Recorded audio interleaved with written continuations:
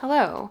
We're going to do a reading about the question that you've been asking that maybe you are not totally aware that you've been asking, but is weighing on your spirit. I have some messages here that I'm going to start out with because I had to get an idea of what that question was. The download was pretty clear that the collective is sifting through something that maybe they're not entirely aware of or can't quite articulate. So I'm coming in to help you with that. If you're new here, my name is Astrid. Welcome to the Sacred Gray. It's nice to meet you. If you are returning, hello, welcome back. It's very nice to see you.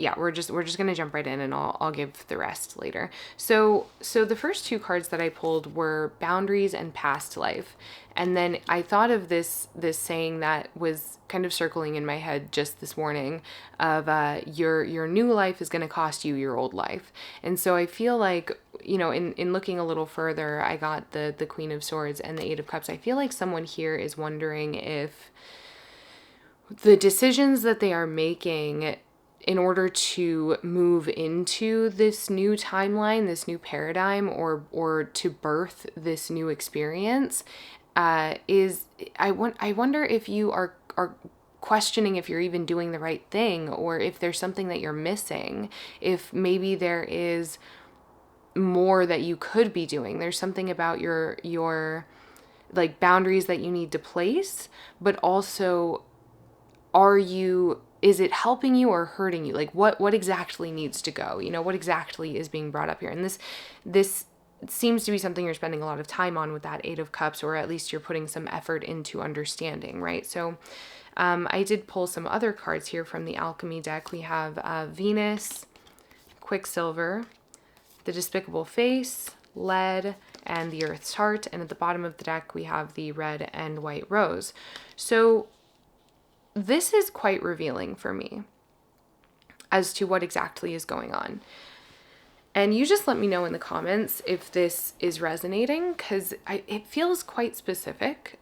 There's something about you. There is a version of you that carries a lot of shame, that feels quite heavy. And I think it is so heavy that you are not even aware that you've been carrying it for so long. It's like when I was a kid, I would walk to school, and you know, you have your backpack, and you have to walk all the way to school with this backpack on, and you don't realize how heavy the backpack is on the walk until you take the backpack off, or like when you're putting it on as you're walking out the door. The whole walk, you kind of get used to the weight, you know. And I feel like you've been walking around with this lead-filled backpack, you know, for ages. With the Despicable Face here, it does seem to be something that you are ashamed of. And I do feel that you're tired of having that experience of shame. And so over on TikTok, there's a creator who I've been referencing this a lot lately because it is so potent. Her name is Savvy Sorceress, and she said that if it is heavy, it does not belong to you. So I firmly agree with that. I feel like she said it very, very well. So what I'm getting from this is that you are setting boundaries with people in your life who perhaps have created this weight, who have given you this backpack, who have told you that this version of yourself is something to be ashamed of. Or it could also be, this is another thing, that there's a chapter in your life where these people or these energies, because it might not be the same people, it could be other folks that have come along later that carry the same kind of frequency, that it's a part of the same kind of karmic lesson for you, that they mirror people who gave you heartache and shame and pain at a certain chapter of your life, right? In a certain chapter of your life. So I feel that you are starting to set boundaries. You're starting to be much more conservative with your energy. You're starting to really be more integral to what feels right for you. And with the earth's heart, there's grief in that, because maybe you're finding that you have to let some people, places, situations go. This could even be jobs, where you like you just are finding that it doesn't align for you. It's not an energetic match. And this is another thing that's been coming up, is sifting through the backpack, right? As I described, this backpack full of lead that maybe you've been carrying with you, that you don't realize how heavy it is. Sifting through that backpack, there are a number of things that cannot come with us in this new timeline that we are entering, in this new reality, this new paradigm that we're entering. And if I'm looking to astrology for this, it would be, 2026, 2027, when this really hits the ground, when we really see this coming into fruition. So right now, what the collective is going through, with the process that the collective is undergoing, is a filtration, a refinement, a distillation, or just flat out an unpacking of the backpack. What is yours and what is not? And part of that question can very much so be simplified by asking, what feels heavy? And this for you feels heavy. And I feel like you've kind of been navigating around it with this Quicksilver card. It's like you've been trying to make it work for some time. You've been nimble in your movements. You've been swift in your processes, kind of wearing this mask in this situation and this mask in this other situation, right? You've been, the despicable face it's giving a mask, right? That's what it's giving.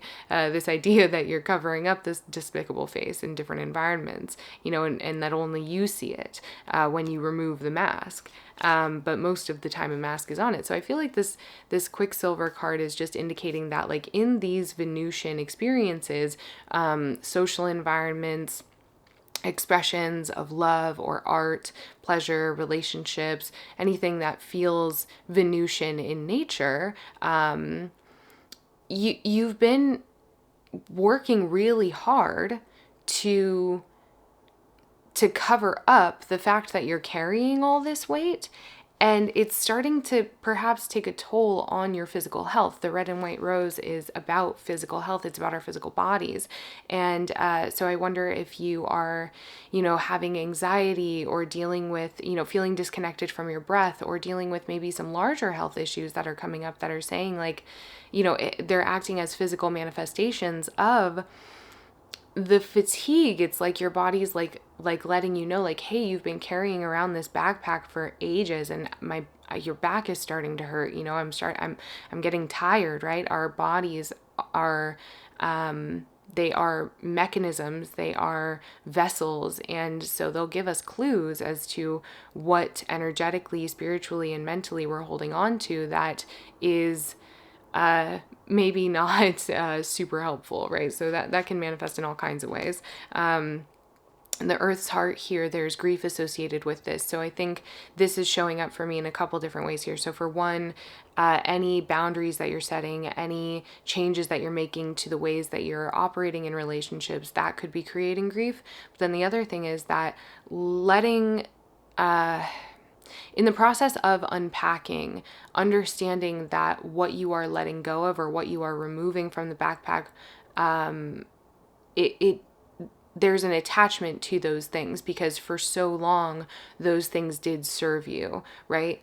The mask is what kept you safe, right? All of these different masks that you've worn for however long, it's been serving you, it's been helping you, it's been keeping you safe, and so you have an attachment to various relationships and coping mechanisms that you have deployed over the years. So that's quite a lot going on here. Okay, that's quite a heavy thing to be kind of moving through and to have on your heart. So let's just see what more we can get from this. I'm gonna start. And so it's funny, because I was asking, like, well, what is the question the collective has? And it's obviously, I'm not getting a direct question, because that's not how the cards work. But I just think it's funny, because this is quite a situation that has been laid out in front of me. This is quite a bit to unpack here, just in in asking, like, what's the question? I was thinking something, I guess more simple might come out, but it doesn't. I love that it's not simple. I will say that. I love that you are so deep. I love that you are so complex, that this is something that you are bringing to me as, like, hey, I've got this whole thing going on, I love that you feel so deeply. Okay, so let's get into the tarot and just see if we can see what more we can pull out of this. I'm just gonna see what comes up. What kind of situations is the collective coping with right now? What kind of situations are is the viewer being confronted with that is regarding this message that we have here? Oh, I have to sneeze. Okay, I'm just gonna see what we got here. So at the bottom of the deck, we have the Page of Swords. We have Justice, the Queen of Cups, and the Knight of Pentacles. And we have the Sun and the Three of Wands. Oh, I love this so much. Okay, so, okay.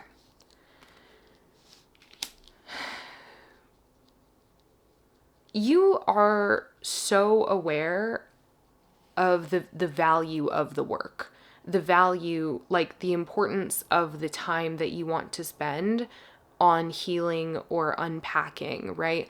On removing from the backpack what is not yours. You are aware that it is a worthy quest. And so with this, okay, so the Knight of Wands, when I split the deck here, I do feel that there's still a question here, because the Page of Swords at the bottom of the deck and then the Knight of Wands when I split, there's, you know, your awareness of how worthy this quest is. It doesn't seem to mitigate the lack of confidence that the Page of Swords has. It doesn't seem to change the fact that the Page of Swords is youthful and is looking to protect himself. My relationship with this card is a bit of a challenging one. This card tends to come up when things are a little bit dangerous. The Page of Swords kind of, it comes through when something, and like I'm feeling in the energy and just in the environment, the energy that I'm moving through, there is something about this that feels a little bit dangerous. And so with the Knight of Wands here, it kind of affirms that, in that there's an impulsivity that is attached to this energy, even though these first 5 cards that came out feel very stable, right? So we have Justice and the Queen of Cups. We've got the Knight of Pentacles, which is very stable and secure and methodical, compared to the Knight of Wands, which can be a bit more impulsive. And then we have the Sun and the Three of Wands. It's kind of like you're ready and you're aware of how important this is, but you're still keeping yourself safe. You know, and the way in which you might be keeping yourself safe, and not to say that you shouldn't, you should keep yourself safe, but the way that the way that you're keeping yourself safe with these energies is, it is lacking confidence. So like if you're handling a weapon, right, you want to know that weapon really well. Otherwise, you can hurt yourself and anyone else, right? If you are handling a power tool, you want to know that power tool very well. One of the things that you'll learn in like combat training, or you know, if you're learning how to use a power tool, right? If you go to a gun range, for example, they're going to tell you the importance of handling whatever tool that you are learning to use with a kind of confidence, right? You are holding the tool. The tool is not holding you. You are holding the tool, right? And so here I'm finding this it feels like some Aries energy, where it's like just like the spark, just the go, right? And that's, some of that is like this Knight of Wands, but I also feel that very much so in the Page of Swords, where it's like this nervousness. So let's get a little bit more. I want to get into external factors here. What are the external factors affecting? Oh, okay. So two of Pentacles just shot out of the deck. What are the external factors that might be affecting the collective in this process of unpacking? Okay, so we have the Wheel of Fortune here.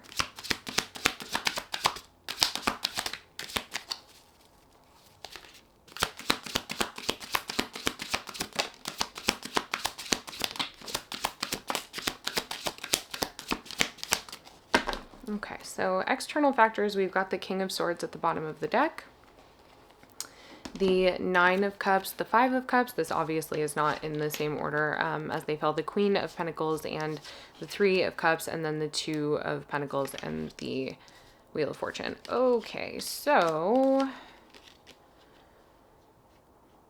Well, so when I set the deck down, some of the cards kind of moved, and I do have just another message compounding onto this, which this is always a little bit overwhelming when this happens, but the Queen underneath the King of Swords is the Ace of Swords, and then the Magician and the Nine of Pentacles. And I'm just going to leave it like that, or else I can keep going. The bottom of the deck is just a rabbit hole for me. I can just keep pulling. But that is very insightful here. So external factors, there's something that it's like it's kind of like the future is uncertain in some area of your life. It's almost as if there are situations that you're involved in. Maybe this is to do with that Venus card from the Alchemy deck that came out earlier, where it, maybe this is a social group, maybe this is something creative or a relationship, a romantic relationship, or yeah, maybe it's something like that. But there is something that you're involved with that the people around you or just the situation itself, it doesn't feel entirely certain or stable. Or perhaps there are elements of it that just don't seem to, I guess, measure up to what it is that you would like, or there's gripes about, like, it's not perfect, or perhaps some of those gripes are pretty big, but it's kind of like something's already set up here. Like something's already been fostered, something's already been put together, something's already been created, and there's just elements of it that are not precise, that are not perfect, and that seems like nitpicky, but it also feels like kind of important. With the King of Swords and the Ace of Swords, the Magician, the Nine of Pentacles, yeah, I could keep, so under the Nine of Pentacles, the King of Pentacles and the Emperor. So we'll just, it's fine because it makes sense, because it's almost like you are so, like, you understand so well that this work is worthy, right? That you want to do the work to create the reality that you are dreaming of, right? To live that happy, joyful life, whatever that looks like for you. Okay, insert your manifestation. You're so willing to do that work that you're really sticking to your standards here. You're really willing to let things go that don't align with what is right for you, right? Like, quote unquote, like what is aligned for you, and it's not being like bratty, if you will. It's just being persistent. It's not, this doesn't feel like somebody who's coming from like a spoiled place. Like this feels like someone who's certain and sure of what their value is, and willing to fight for that. But this nervousness that came through in that first set of cards it almost makes me feel like you're looking at these environmental factors, these external factors that kind of aren't perfect, aren't really making the cut for you. And you're saying, well, it's like you're trying to find a quick fix. And so I'm coming back to, the boundaries and the past life thing. And so I wonder if these external factors are, okay, so then when I split, when I put the cards away and I'm shuffling and the Five of Cups comes out again, there is a lot of grief coming out, and you're trying to just focus on the positive. But the fact is that I think that even you are aware that you're looking maybe at the negatives a little bit, because like the fact that it's not perfect, you're looking at the negatives because you maybe at this point on your journey, you can't see how you're trying to isolate yourself instead of just starting that new life. Whatever it is that you've left behind, yeah. So that grief and that shame, or the guilt and the shame, that despicable face energy, that heaviness, it can't come with you into these new environments. Those external factors that I pulled, it all looks fine and dandy. It looks like there's nitpicking taking place. Like, again, it's not perfect. And so maybe you're kind of willing to throw it all away and blaming that on your standards, when actually, it's just that you still don't, death coming out here. It's just that you still don't necessarily have the courage to remove the mask. Is that possible? So the boundaries here, we're placing boundaries that are supportive to us in this situation, ideally, but we only know what we know, and sometimes we make mistakes if we're not being guided by someone who can really see everything and give us an objective view. And even that would be impossible if you are only so honest with yourself. Part of like my job as a practitioner is I need to be able to look at everything that my client is bringing to me and see things that they're not seeing. But if they're not being totally honest about the whole picture, then I can't do my job very well, right? Like there's something about this that I think maybe fear is still playing a role here. So what kind of, okay. So we've got external factors. We've got like a general idea. What is the, what are the boundaries that this collective, just to give me a better sense of what's going on here, what kind of boundaries are the collective placing? What kind of boundaries are coming up? Okay, so we've got the Three of Wands with boundaries. So, boundaries, you're just letting it go. You're just leaving it behind. The boundaries are that you're letting it go. Justice in reverse with Judgment at the bottom of the deck. The boundaries are that, quite literally, anything that doesn't serve me is I'm leaving it behind, right? So, okay. So then let me ask, what are you not seeing? What is the collective not seeing about those external factors? Because those external factors looked all right. Nothing is going to be perfect, right? Nothing is going to be perfect. There were a lot of really positive cards there. So what is the collective not seeing about those external factors? What is something that they might be missing in their own perception of those things? What is kind of the bigger picture here? Okay, so we have the Fool. What is the collective not seeing with those external factors? Okay, the Fool, the Ace of Swords, the Chariot, and the Devil, with the Hermit at the bottom, and then Death and the Tower when I split. Okay, so the Fool, the Devil, the Ace of Swords, the Chariot, the Hermit here, Death and the Tower. Well, what you're not seeing, so I do want to point out these are all major arcana except for the Ace of Swords. So there's actually quite a bit that you're not seeing.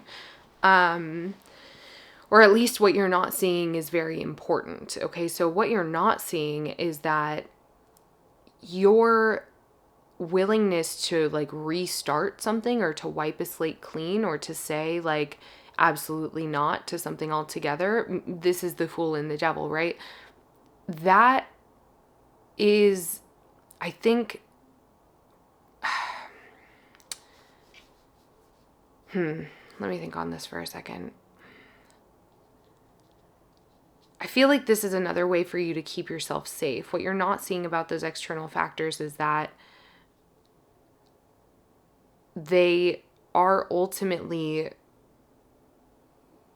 there's more that you need to think about here. The Chariot is, people say that the Chariot is a card of movement, but nothing on this card is moving. This is a card of strategy. And with the Ace of Swords alongside it, that really confirms that for me, that there's something here that you're still being asked to kind of formulate. Because what you're not seeing is that whatever this external situation is that I described, I feel like it is connected to that Venus card that came out in the beginning, that you want more of it in your life, but maybe you're nitpicking a little bit. Maybe it's not perfect, or maybe people's gripes or people's complaints, you're taking them very seriously. You're giving a lot of weight to things that, are just like imperfect or flawed. You're giving a lot of weight to those things, and maybe it's disproportionate, right? So what you're not seeing is that what you're not seeing is that there's I'm having a tough time with this, guys. This is interesting. Okay, so when I split the part of the deck where we have the Hermit, I do have the Eight of Swords, which vary that. Like, what you're not seeing is that I think that this is another way to keep yourself safe. By focusing on what isn't perfect instead of strategizing and working with it. And so that's like the Devil card, or excuse me, the Death and the Tower cards here. By not strategizing and working with it, you are kind of like hitting reset, wiping the slate clean again and again and again, and ultimately keeping yourself stagnant, right? It is putting you back into this Hermit space instead of allowing you to step out, right? And so the Fool here matched with the Devil is like, the Fool generally is it's a good card. It's a cool energy to be in. It's a very unique space to be in. But why are you in that space? Are you full body chills? Are you in the Fool energy because you are taking a leap on something that's really important to you? Or are you in the Fool energy repeatedly because you're keeping yourself there as to stay stagnant? If you have this situation in front of you that feels like it's good, it's the Nine of Cups, it's not quite the Ten of Cups, but you're also not fully in it yet, or at least yeah, you're not fully in it yet, because with the Despicable Face and Lead, there's still stuff that you have to unpack, whether this is a new situation or something that's been around for a while. There are still things that you have to remove from that backpack before you can be there fully embodied as you. So there's still something here that you're being asked to really clarify for yourself, and create a sense of safety within yourself in order to experience it fully. Do you see what I'm saying? So with Death in the Tower, I feel like that is just a mirror of the Fool and the Devil. I feel like that's kind of like, are you saying that you're in the Fool when really you're just knocking towers over? Are you used to this energy? Is this more familiar to you than like, the Sun and the Three of Cups, right? That was out before. I don't remember all of the cards that were out before, but do you see what I'm saying? Like, I feel like there are people here who want you around, and you're kind of holding yourself back, in looking at things that maybe they're valid, maybe these are valid complaints, right? Maybe these are real concerns, but are they also excuses? Are they also excuses to not fully pour into something, right? Okay, so this is what we're going to do. We are going to pull some like advice cards for you, or some guidance cards, and see what comes out. What is the just general guidance for the collective in this situation? There's definitely a lot that you have already released, and so the idea of bringing something new in might be scary, since you've let go of so much. When we release something, when we let go of something, right? The past life, your new life is going to cost you your old life. And I feel like you've already done a lot of shedding in terms of your old life, right? I feel like you've already gotten rid of quite a few things. So when we release, we are then in alchemy. We are then put into a void space, because there is now a lot of energetic space where there was once, that thing that you got rid of. And so we have to go through the void, where we find grief and darkness and, different things that might come up. And then something else will emerge.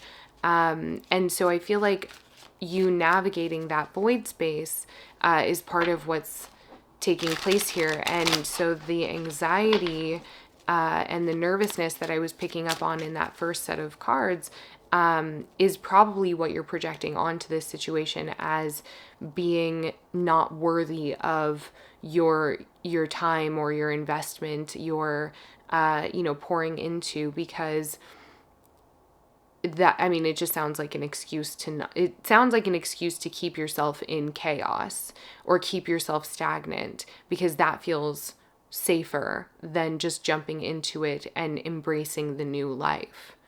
Do you see what I'm saying? I'm getting called out a little bit, babe. I'm getting called out a little bit. Okay. What is the guidance for this collective? What is the advice from benevolent guides, healed ancestors? What is the advice here? What is maybe the action steps or the movement forward that this collective can take in order to create traction and movement beneath their feet and step into that new life? Okay, so we've got a few really good cards here. I've got the Queen of Cups, Judgment, the Three of Pentacles.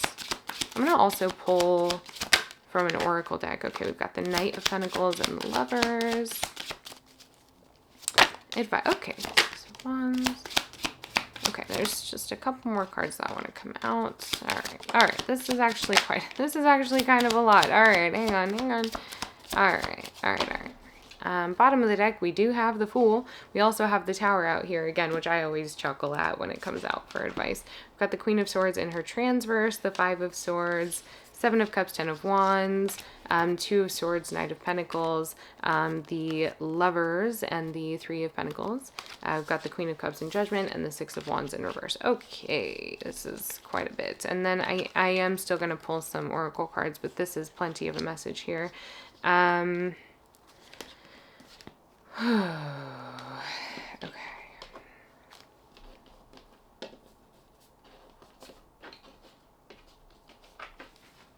All right. So your advice, your guidance is to kind of watch yourself.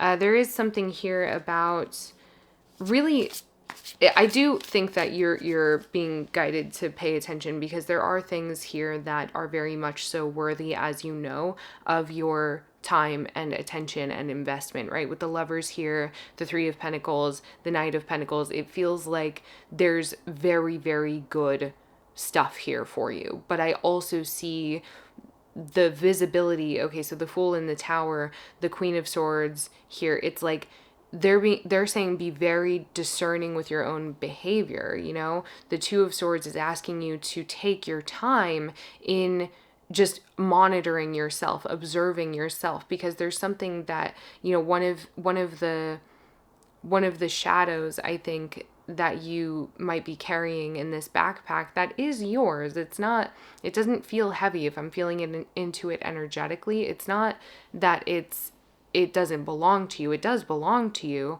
It's just something that you are, you know, alchemizing, or something that you can bring healing or illumination to. And that is this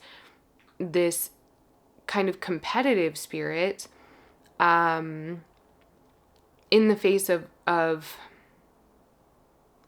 I guess what would feel like that lack of safety.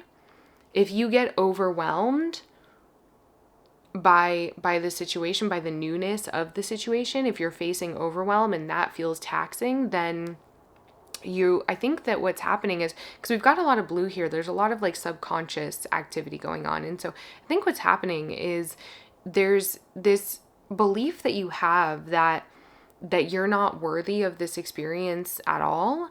And that right there is not yours. That's a part of that lead energy and that despicable face energy, right? That there's this subconscious belief that like you're actually not at all worthy of this experience of community or co-creation, or, you know, this Lovers and the Three of Pentacles, that you're not worthy of being surrounded by people who actually want you around and having like fulfilling relationships. That belief manifests in the form of competition and not allowing yourself to be vulnerable with that Queen of Swords. I think you can be a little too critical sometimes of yourself first, which puts you into that competitive energy, and then you end up kind of projecting that onto the people around you, right? Because I have the way that I laid it out here, I have the Queen of Swords right next to the Tower. And this is all kind of coming in a spirit of comparison with the Seven of Cups and the and the Ten of Wands. It's like the spirit of comparison kind of leads to, and the Six of Wands in reverse, very that, like the spirit of comparison kind of ends up coming out. That right there could be the shadow, but that comparison is, I mean, it is the death of a lot of things. Comparison is the thief of joy, of love, of pleasure. The comparison is the thief of many, many things. And for you here, it could be robbing you of, and I'm hearing you've seen this before, but it could be robbing you of a very fertile investment of time, energy, love, money, whatever. And so with the Judgment card here, you're being asked to really pay attention to and enliven within you something that is authentic that you're bringing to this situation, to this community, to this experience, right? Why do they want you there? Okay, so the Gratitude card comes out as part of this message. And what I'm hearing about that is, so yes, be grateful for the experiences that you're having with these people. And I also think part of what might mitigate that comparison spirit that's coming up here as a shadow element to your to your experience here, in order to mitigate that, in order to diffuse that, expressing gratitude, expressing and being of service to the people that you find yourself maybe comparing yourself to, or finding positive traits about yourself and other folks. That gratitude energy can really clarify a lot of those more challenging energies. Okay, we also have the full moon here for your guidance. There's illumination, maybe some releasing, right? Full moon ritual, do some releasing that might be called for, and that does, because I'm getting pulled to the Earth's Heart card here. It's that would, I think, assist you with some of that grief. Yeah, water coming out here. So it definitely feels like there's, I mean, full moon and water, it almost feels like there's like some reparenting, some mothering that you are asked to do for yourself here, some kind of gentle nurturing that you're being asked to do for yourself here. And starting with that Gratitude card, I think, is just an act of service that you can give to yourself.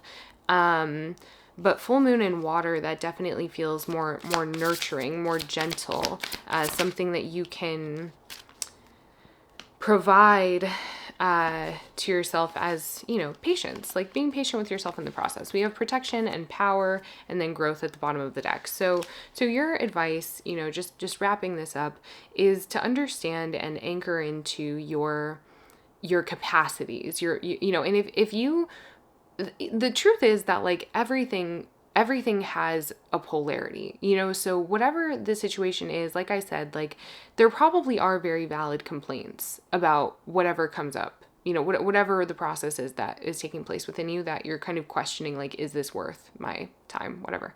And so while seeing the whole picture, understand that your ability to see the whole picture is a gift. Not everybody can see the forest through the trees, you're able to see the whole forest. That's a gift. So being gentle with yourself in that process, and observing your behavior and your inclinations while you're processing these things, that's all fine. That's all great. These are all things to do. But protection and power with growth, it's like the ways in which you protect yourself are really important right now. So if you do need to do like energetic or psychic protections to keep yourself safe in these environments where, again, we have to do that in any environment. We protect our home. We do cord cuttings with the people that we love, for example, not because, you don't want to be connected to them anymore, but because you want to be in your energy, right? So that's a part of this, is being in your energy, keeping the boundaries up for yourself. Your boundaries are for you. And so making your life work for you, you can make this situation you can fully participate in something that isn't exactly perfect. Nothing is going to be exactly perfect, but protecting yourself from, especially if there are multiple people involved, protecting yourself from other people's shadows as you are putting so much energy into illuminating and bringing love to your own shadows, and, you know, unpacking that grief and getting rid of those, and that shame, and getting rid of those things that, you know, just are not true to you and are not aligned with your experience. This is, I think there's a lot of like that Quicksilver card is really coming out here because there's a lot of moving parts here. So yes, like, do engage if you feel called in whatever community setting it seems like this is, whatever project or workplace or relationship this is. It's obviously, it's not going to be perfect, but also don't be afraid to gently protect yourself. This is a big thing about duality, right? So it's like the idea that like you're soft and strong, you know, two truths can exist at the same time, right? Like, yes, it's a wonderful workplace, it's a wonderful social environment, but yes, like there are some things that I do kind of have to protect myself from, right?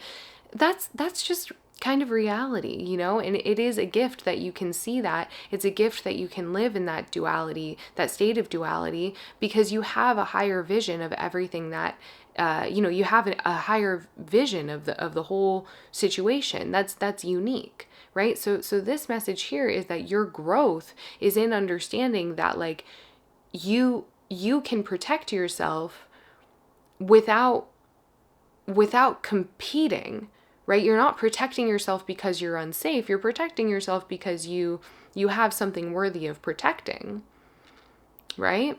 You're protecting yourself because you have power, and I mean real power. You have the power to see the forest through the trees. You have uniqueness. You have a gift that is worthy of protecting. So you protecting yourself in this situation,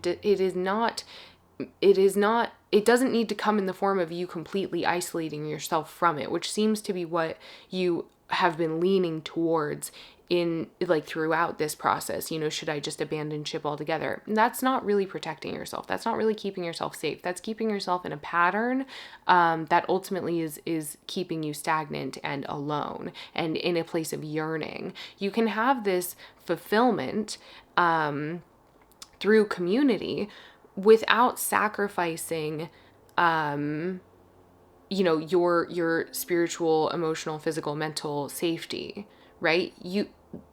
Two truths can exist at the same time. And it's unfortunate because I can tell that whoever I'm speaking to is someone who has really dealt with situations that like you felt that you could trust the people and the places that you were in, and perhaps you were shown otherwise. And that trust being broken was a crime to you. You know, you were robbed of something that you deserved. You deserved to be kept safe in a community space or a family space or whatever, insert whatever. But in this situation, I'm seeing someone who like, you understand the purpose that you understand your sense of purpose here. You're just learning how to co-create with this external environment, with this community, and keep yourself separate from that community as a sovereign being existing in that community, right? You are learning like your home base, your home frequency, and that the awareness of that is very important as you continue to contribute and be a valuable member of this community, workspace, relationship, whatever, right? This family, this insert, whatever.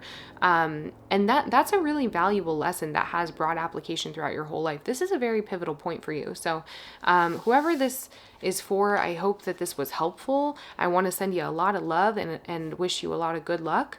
If you've made it to the end, that's amazing. Please like, subscribe, comment. These are free ways to support a growing channel. These are free offerings.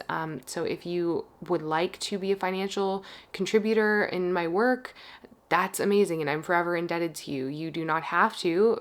Liking and commenting and subscribing are free ways to support.